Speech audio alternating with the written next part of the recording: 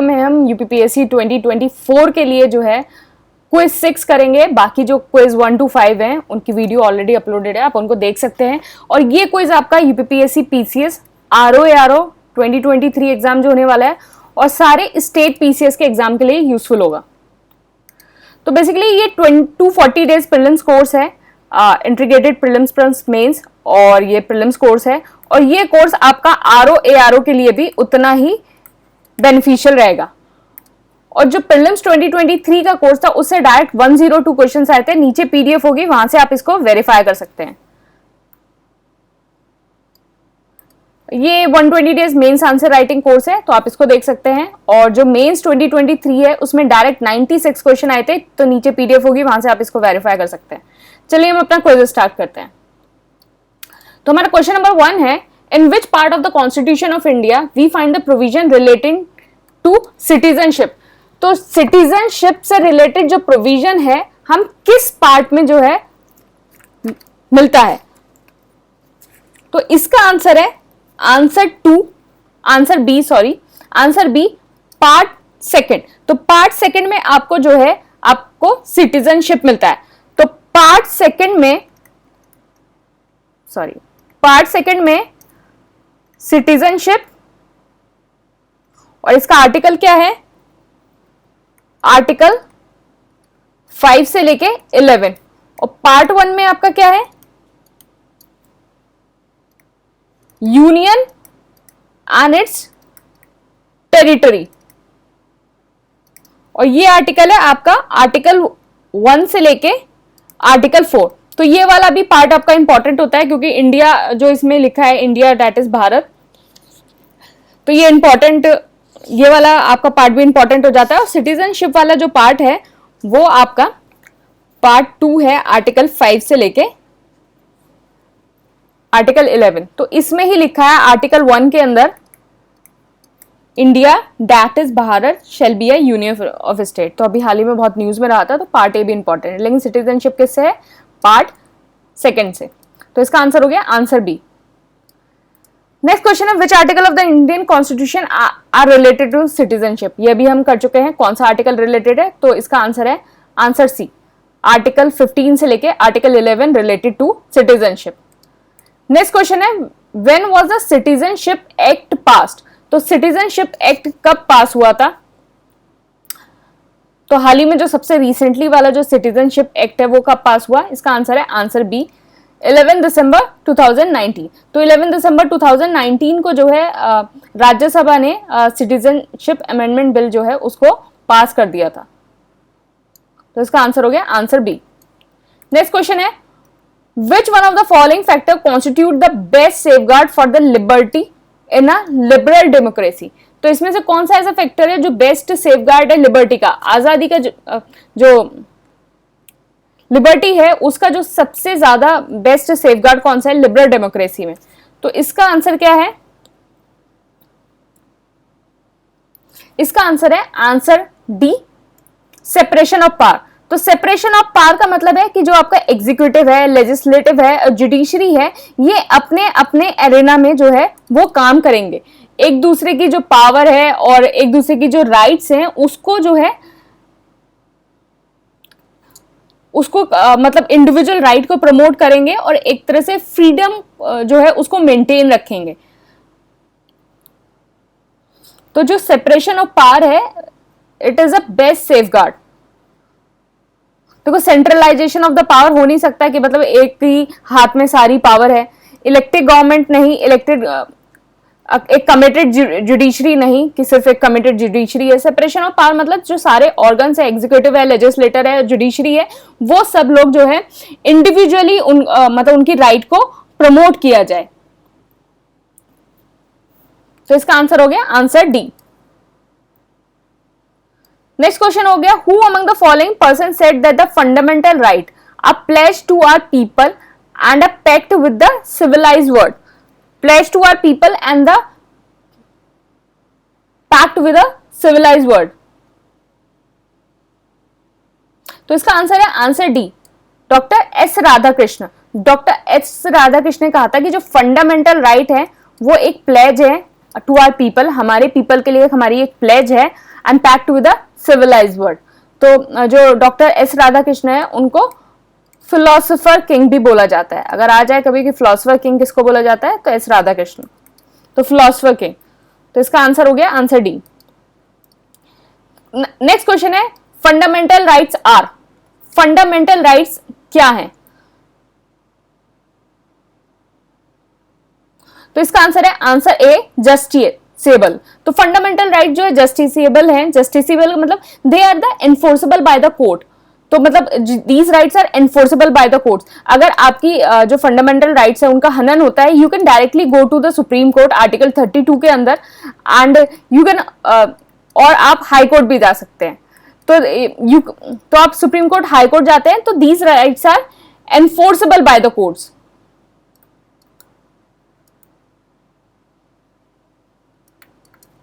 तो इसका आंसर हो गया answer A. Question number 7, what is mean by rule of law? Rule of law से क्या मतलब है? तो रूल ऑफ लॉ का मतलब है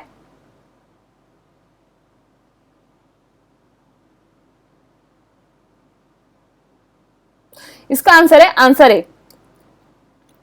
तो इसका मतलब है रूल ऑफ लॉ का मतलब है जो कानून है वो सबसे ऊपर है। इसका मतलब कि एक्ट होगा और वो ही एक्ट सबके लिए होगा। मतलब कोई भी अगर एक एक्ट है, सपोज जमींदारी एक्ट हो गया या फिर कोई भी एक्ट है, विमेन हैरेसमेंट एक्ट हो गया, तो एक सिंगल एक्ट जो है वो सबके लिए होगा। ये नहीं कि अलग अलग डिग्निटरीज हैं और अलग अलग जो बिजनेस टाइकून्स हैं उनके लिए अलग एक्ट है, नॉर्मल पीपल के लिए अलग है, ऐसा नहीं है। तो this is single act for all. अगर विमेन हैरेसमेंट अगर किसी ऑर्गेनाइजेशन में हो रहा है तो वो सबके लिए एम्प्लॉय करेगा।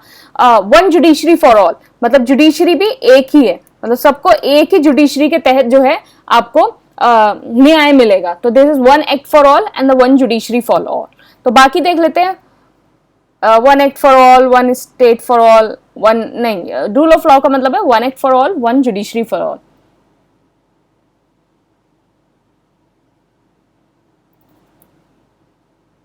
तो no one is above the law, मतलब कोई भी जो है कानून से ऊपर नहीं है। लॉ इज सुप्रीम, लॉ जो है सबसे ऊपर है। तो इसका आंसर है ए। नेक्स्ट है which one of the following is not included in the fundamental right to equality as enriched in the Indian constitution. तो इसमें से जो कौन सी चीज है जो फंडामेंटल राइट टू इक्वालिटी जो है उसमें इंक्लूडेड नहीं है? तो इसका जो आंसर है, इसका आंसर है आंसर डी, इकोनॉमिक इक्वालिटी। तो इकोनॉमिक इक्वालिटी जो है इंक्लूडेड नहीं है फंडामेंटल राइट टू इक्वालिटी में। तो देखो आपका जो राइट टू इक्वालिटी है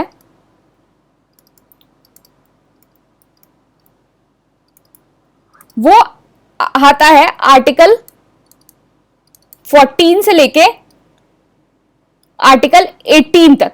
तो आर्टिकल 14 आपका क्या कहता है? इक्वालिटी बिफोर लॉ, ये 14 हो गया। फिर जो आर्टिकल 15 करता है वो बात करता है कि प्रोहिबिशन और discrimination on the ground of religion, race, caste, sex and place of birth, ये आर्टिकल 15 है। तो आप इसको ऐसे ही याद कर लेना। कभी कभी इसमें जो है लैंग्वेज में थोड़ा चेंज करके आपको एक दो चीजें एक्स्ट्रा दे दी जाती हैं, तो आप याद रख लेना RRCSB। तो CSB ऐसे याद कर लेना, religion, race, caste, sex and place of birth. This is article 15। Article 16 क्या है? Equal opportunity. This is article 16। Article 16 क्या है? Equal opportunity in the matters of the public employment. Article 17 क्या है? It is abolition of the untouchability. Untouchability से related जो है article 17 है। आर्टिकल 18 क्या है? Article 18 is related to the abolition of the titles. Abolition of the title is related to article 18। तो this article 14 to article 18 जो है आपका राइट टू इक्वालिटी से रिलेटेड है। तो इसका आंसर हो गया आंसर डी। नेक्स्ट क्वेश्चन हो गया which one of the following category of the fundamental right incorporate protection against untouchability as a form of the discrimination. ये अभी हमने पढ़ा है, अभी हमने सारे आर्टिकल्स पढ़े थे। तो अनटचेबिलिटी किसके अंदर आता है? आर्टिकल 17 के अंदर। और आर्टिकल 17 किसके अंदर आता है? राइट टू इक्वालिटी के अंदर। राइट टू इक्वालिटी के अंदर। आर्टिकल 17, तो ये क्या हो गया, right to equality, answer D हो गया। नेक्स्ट क्वेश्चन है, in which of the following article of the Indian constitution doctrine of due process of law is included. तो doctrine of due process of law included किस में है?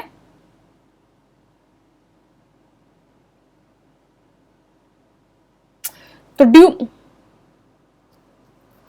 Doctrine of due process of law किस में included है? तो ये है आर्टिकल 21 में। तो आर्टिकल जो आपका 21 है, right to life and personal liberty, इसमें जो है आर्टिकल जो आपका ड्यू प्रोसेस ऑफ लॉ है वो इंक्लूडेड है। तो आर्टिकल 21 का मतलब no person shall be deprived of his life of personal liberty according to the procedure establish by the law. तो ये आपका आर्टिकल 21 है। तो आर्टिकल 21 में बेसिकली आपका ड्यू प्रोसेस के बारे में बात की गई है।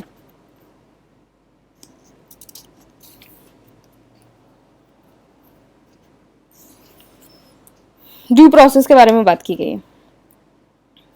नेक्स्ट क्वेश्चन है, आंसर सी हो गया। नेक्स्ट क्वेश्चन है, the right to privacy is protected under which article of the constitution. तो राइट टू प्राइवेसी जो है कौन से आर्टिकल में, कौन से किसके अंदर जो है आपका प्रोटेक्टेड है? तो ये आपका जो है article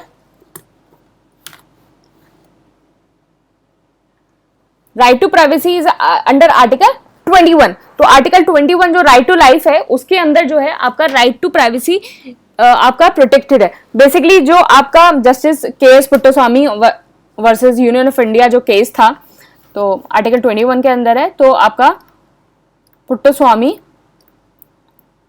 versus union of India case था, तो उसमें बेसिकली ये लैंडमार्क डिसीजन आया था कि जो आपका राइट टू प्राइवेसी है दिस इज अंडर आर्टिकल 21। तो इसका आंसर हो गया आंसर सी।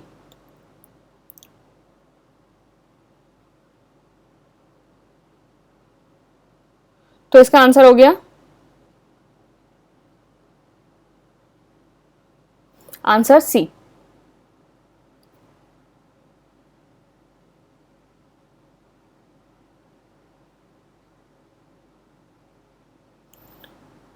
तो इसका आंसर हो गया सी।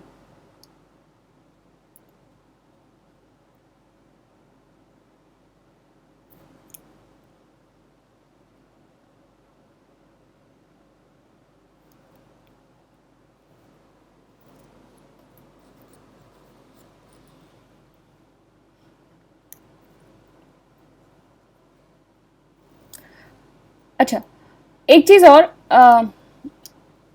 यहाँ जो आर्टिकल 21 है उसमें बात की गई है प्रोसीजर एस्टैब्लिश बाय लॉ। तो जो doctrine of due process of law है वो आर्टिकल 21 में आया था। तो इसमें हम ये देख लेते हैं कि प्रोसीजर एस्टैब्लिश बाय लॉ, इस बार यूपीएससी में ये क्वेश्चन आया था, ये वाला क्वेश्चन यूपीएससी में आया इस वाले पेपर में। तो प्रोसीजर एस्टैब्लिश बाय लॉ और ड्यू प्रोसेस ऑफ लॉ में क्या अंतर है? तो procedure establish by law, procedure establish law by law का मतलब क्या होता है कि लॉ जो है वो लेजिस्लेचर ने बनाया है, इनेक्टेड किया है, और इसमें क्या होता है कि क्या जो प्रोसीजर है, जो करेक्ट प्रोसीजर है, जो प्रोसीजर करेक्ट है वो फॉलो हो रहा है नहीं हो रहा है। तो मतलब कि जो लॉ को इंप्लीमेंट करने का जो प्रोसीजर है वो करेक्ट फॉलो हो रहा है या नहीं हो रहा है, ये जो है प्रोसीजर एस्टैब्लिश बाय लॉ में देखा जाता है।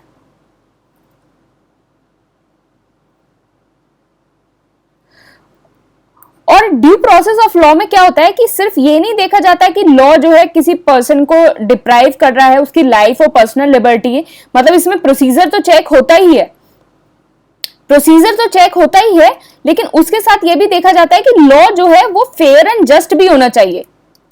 मतलब प्रोसीजर के साथ जो है लॉ जो है फेयर एंड जस्ट भी होना चाहिए। तो इसमें क्या होता है, इसका ना थोड़ा लेस स्कोप है। तो अगर मेंस में अगर आंसर आ जाए कि प्रोसीजर एस्टैब्लिश बाय लॉ और ड्यू प्रोसेस ऑफ लॉ, तो इस हिसाब से लिख सकते हैं। तो इसका जो है लेस स्कोप है, ड्यू प्रोसेस का जो है लार्ज स्कोप है। इसमें क्या होता है कि करेक्ट प्रोसेस देखा जाता है कि सिर्फ प्रोसेस सही होना चाहिए। ये पूरे लॉ को ही देखता है, चेक द लॉ। जैसे आपने देखा होगा कि जो सुप्रीम कोर्ट है अपने जजमेंट्स को जो रिव्यू करते हैं, तो बेसिकली एक तरीके से वो बोला जा सकता है कि मतलब लॉ को ही चेक करें कि प्रोसीजर तो है लेकिन वो जो लॉ है वो फेयर एंड जस्ट है या नहीं है। ये जो ओरिजिनेट हुआ था ये ब्रिटिश कॉन्स्टिट्यूशन से हुआ था और ये जो हुआ था वो यूएसए से हुआ था।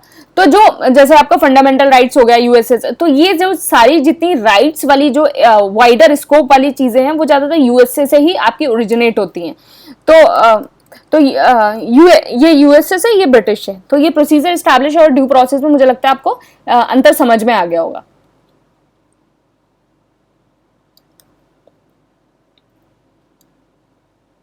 अच्छा, नेक्स्ट क्वेश्चन देख लेते हैं। Which article gives safeguard to the fundamental right of arrested person? Arrested person को कौन safeguard देता है? This is Article 22. तो Article 22 जो है, no arrested person shall be detained in custody without being informed as may be on the ground of such arrest, and shall he be denied the right to consult and be defended by a legal, मतलब एक practitioner जो legal practitioner है वो उसको मिलेगा। तो ये article 22 के अंदर आपका मेंशन है। तो जो आपका अरेस्टेड पर्सन है, तो आर्टिकल 22 ही कहता है protection against the arrest and detention. Arrest and detention इन दोनों के बारे में जो है आर्टिकल 22 जो है बात करता है। आर्टिकल 22 जो है आपका अरेस्ट एंड डिटेंशन दोनों के बारे में बात करता है।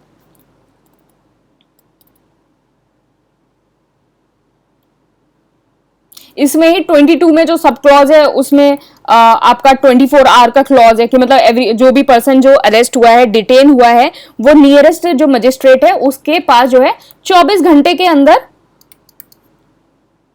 पेश होना है। तो ये जो आर्टिकल 22 सब क्लॉज 2 में ये दे रखा है। तो बेसिकली आर्टिकल 22 आपका अरेस्ट एंड डिटेंशन से रिलेटेड है। नेक्स्ट है under preventive detention a person can be detain without a trial for.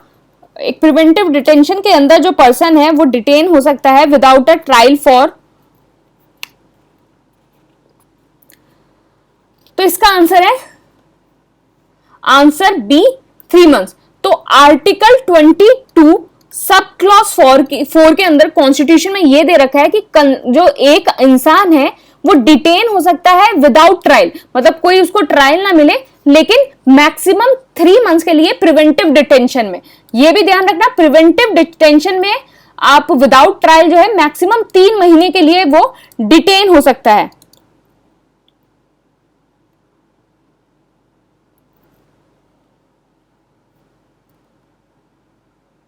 और इसके अंदर जो है एक एडवाइजरी बोर्ड बैठाया जाता है जिसमें जो पर्सन होता है वो क्वालिफाइड होता है एज अ जज ऑफ द हाई कोर्ट और फिर वो डिसाइड करता है। एक एडवाइजरी बोर्ड बैठाया जाता है फिर वो डिसाइड करता है। तो ये 3 मंथ्स है। नेक्स्ट है the word Hindu in article 25 of the constitution of India does not include.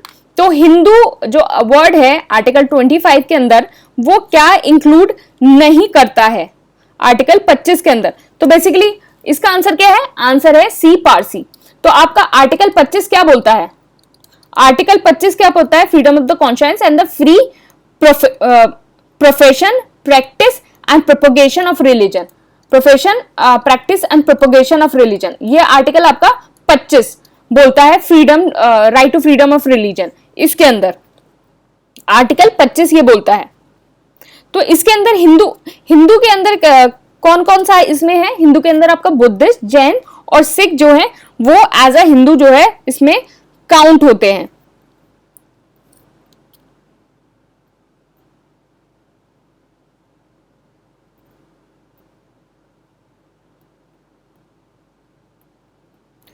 तो ये 3 जो है वो उसमें हिंदू एज अ काउंट होते हैं। नेक्स्ट है the constitution of India recognise, तो कॉन्स्टिट्यूशन ऑफ इंडिया रिकॉग्नाइज दो तरह की माइनॉरिटी को कॉन्स्टिट्यूशन ऑफ इंडिया रिकॉग्नाइज करता है, एक होता है religious and the linguistic minority. तो रिलीजियस माइनॉरिटी और लिंग्विस्टिक माइनॉरिटीज को जो है कॉन्स्टिट्यूशन ऑफ इंडिया रिकॉग्नाइज करता है। तो आर्टिकल 29 के अंदर protection of the interest of the minorities, article 29 जो है protection of the interest of the minorities fundamental right में, उसमें ये बात की गई है और ये दो तरह की माइनॉरिटीज को, लिंग्विस्टिक और रिलीजियस माइनॉरिटीज को जो है प्रोटेक्ट करता है।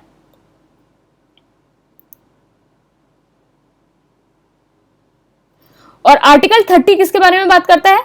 आर्टिकल 30 बात करता है right of the minority to establish and administration educational institution. Educational institution को एडमिनिस्टर करने के अंदर आर्टिकल जो 30 है वो बात करता है। नेक्स्ट है the guardian of the fundamental rights. तो guardian of the fundamental rights कौन है? इसका आंसर है जुडिशरी। तो जब भी आपकी फंडामेंटल राइट्स का हनन होता है तो कॉन्स्टिट्यूशन ऑफ इंडिया ने जो असाइन किया है सुप्रीम कोर्ट और high court for the protection of the fundamental right, you can directly go to the supreme court under the article 32 and you can also go to the high court under the article 226.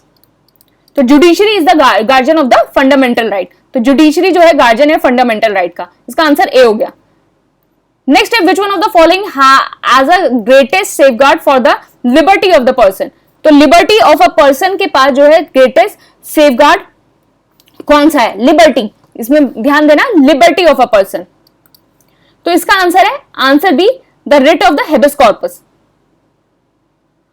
तो जो writ है habeas corpus वो जो है greatest safeguard है liberty of the person का।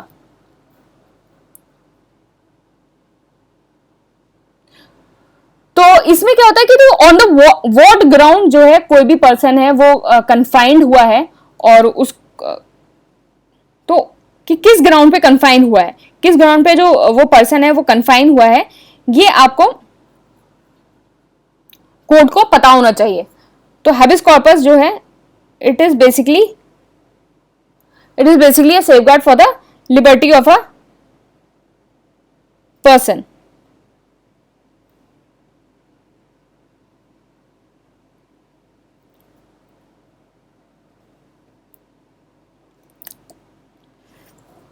इसमें कभी कभी ऐसे भी आ जाता है कि मैच करने के लिए आ जाता है। तो हैबिस कॉर्पस का मतलब होता है to have the body of, to have body of.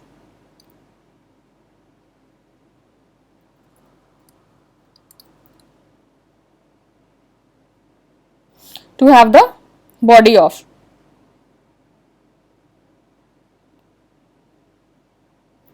तो बेसिकली इसमें क्या कोर्ट है वो इशू करता है एक ऑर्डर किसी भी इंसान को who has detain another person to produce the body of the latter before it. मतलब कोई भी डिटेंशन है, मतलब इस बेसिकली लेम लैंग्वेज में समझ लो, कोई भी डिटेंशन है उसका जो कॉज है और लीगैलिटी है उसको चेक करता है। ये नहीं कि कहीं कोई भी किसी को भी जाके खड़ा कर दिया। मतलब बेसिकली इसमें क्या देखा जाता है कि कोई भी डिटेंशन है वो लॉफुल है, जो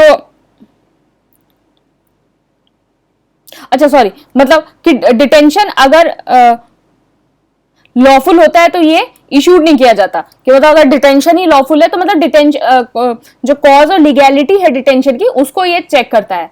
क्वेश्चन नंबर 17 का आंसर हो गया हैबिस कॉर्पस।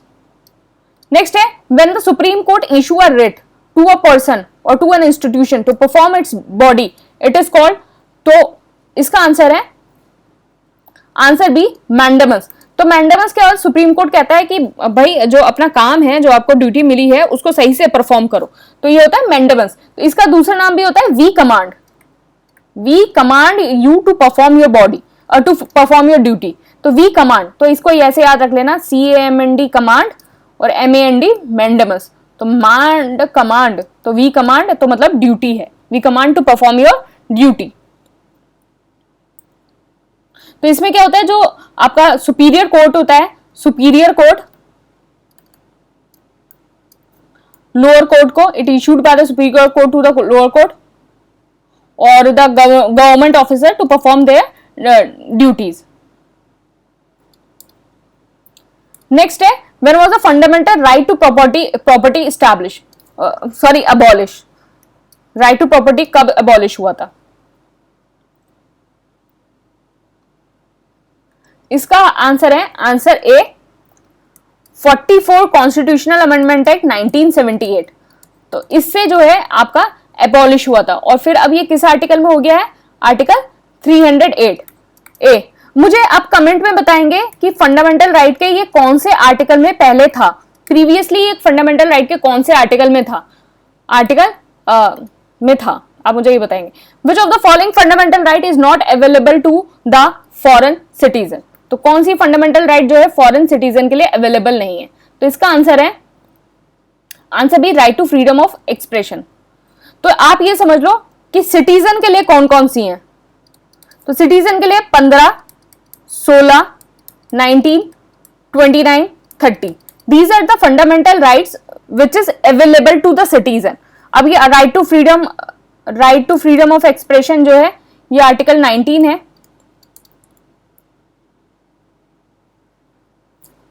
तो आर्टिकल 19 है, तो ये जो है ये बेसिकली ये सिटीजन के लिए है। तो ये सारी जो राइट्स हैं ये सिटीजन के लिए अवेलेबल है। तो अगर आप ये राइट सिटीजन वाली देख लोगे तो आपको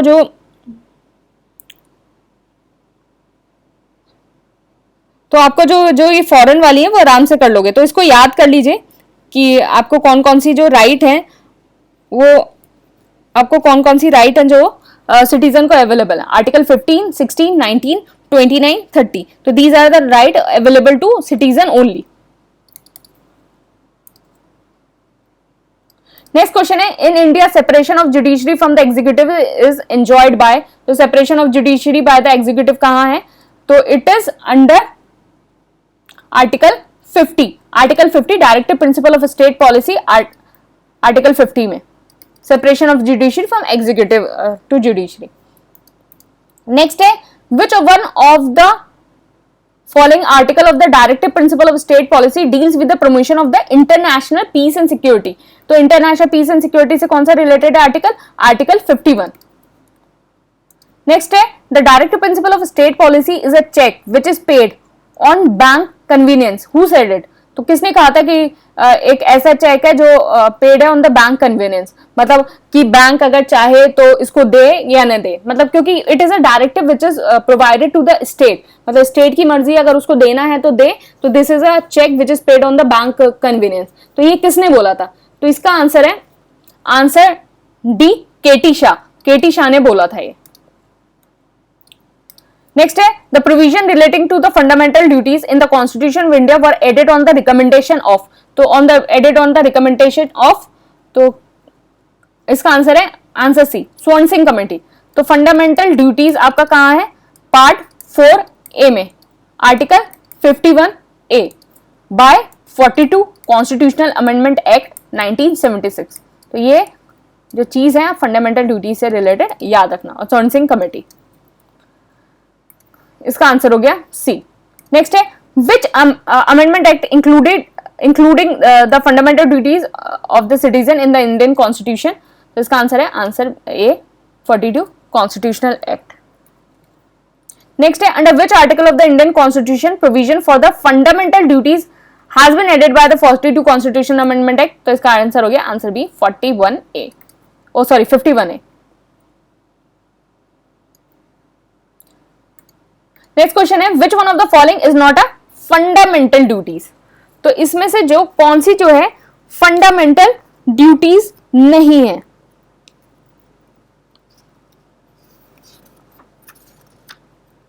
इसमें से कौन सी फंडामेंटल ड्यूटीज नहीं है?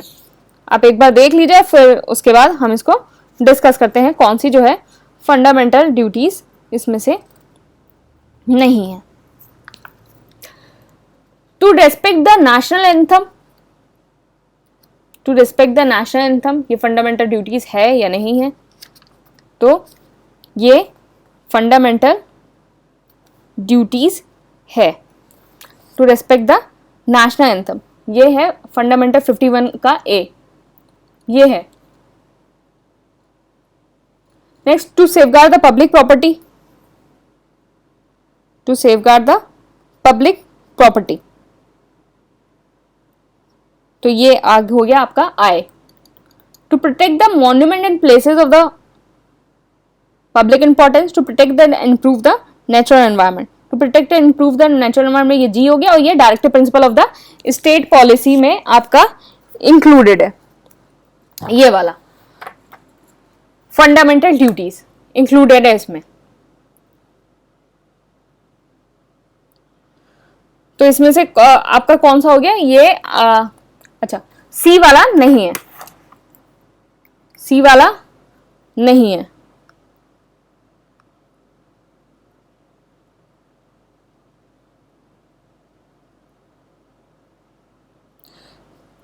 तो ये सी वाला इसमें नहीं है।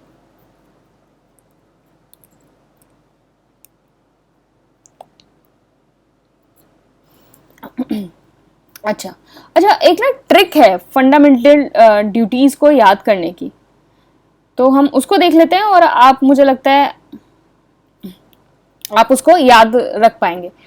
तो क्या होता है, आपकी फंडामेंटल ड्यूटीज कितनी है? आपकी फंडामेंटल ड्यूटीज कितनी है?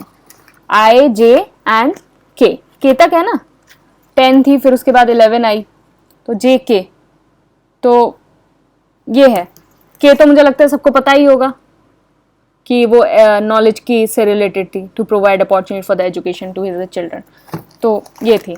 तो ऐसे याद रखो, A B C D E F G H I J and K, ये आपकी फंडामेंटल ड्यूटीज हैं सारी।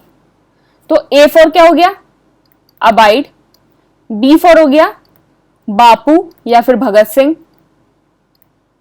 सी फॉर, सी क्या हो गया? सी से याद रखो सी, सुई, सुई ऐसे करके याद रख लो। डी से क्या याद रखो?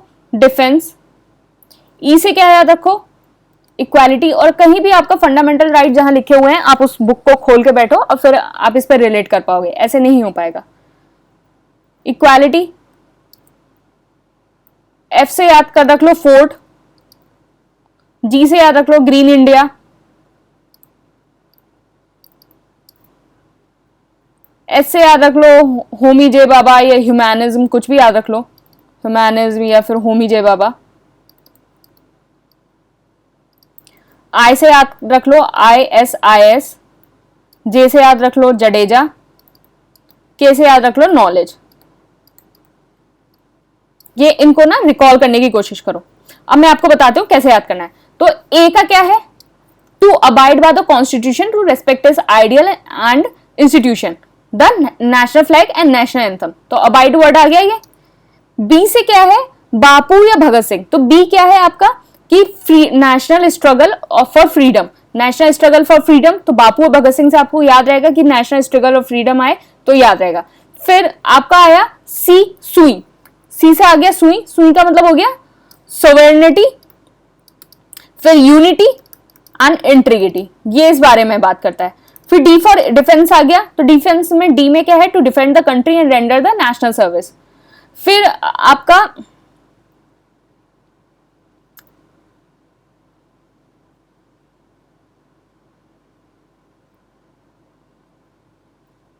अच्छा,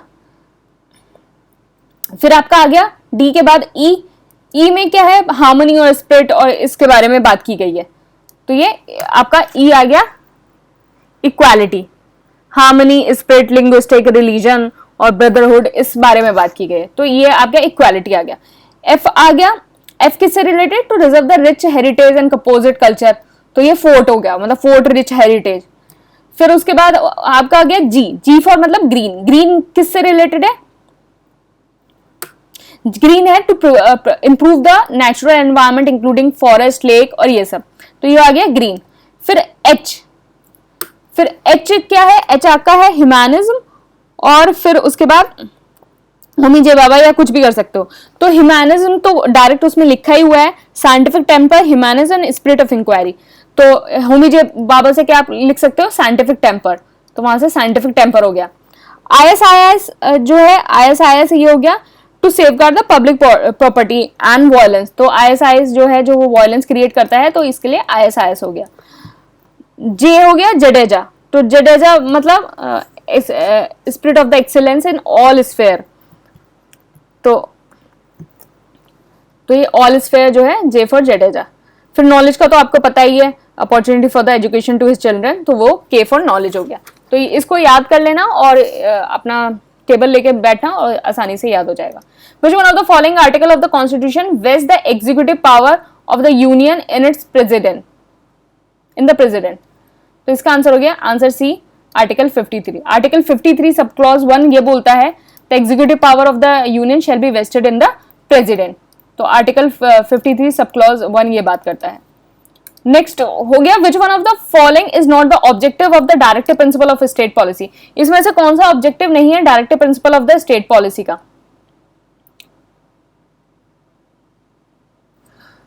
एक वेलफेयर स्टेट बनाना है, बिल्कुल है। सोशियो इकोनॉमिक जस्टिस क्रिएट करनी है, बिल्कुल है।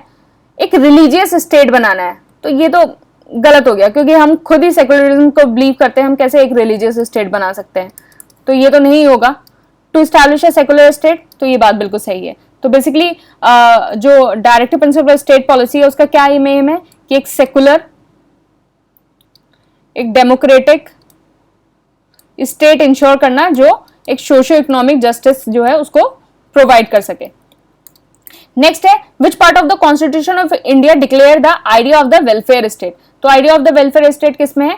It is directive principle of state policy under part 4 of the constitution, article 36 से आर्टिकल 51 ये है। तो ये हमारा क्विज यहीं फिनिश होता है। तो टेलीग्राम चैनल है ACPPSC, यहाँ आपको डेली क्विज मिलता है, आप उसको देख सकते हैं। और ये क्विज की जो PDF है वो आपको UPPSC 2024 के कोर्स के साथ प्रोवाइड होगी और आप इस क्विज को देख सकते हैं। ये क्विज आपका सारे जो स्टैटिक के पोर्शन के क्वेश्चन हैं जो प्रीवियस ईयर में आए हैं उन सबको रिवाइज करेगा और कुछ करंट अफेयर्स के क्वेश्चंस को भी आपको रिवाइज करेगा। तो इस तरीके से आप चीजों को देख सकते हैं। Thank you and all the best.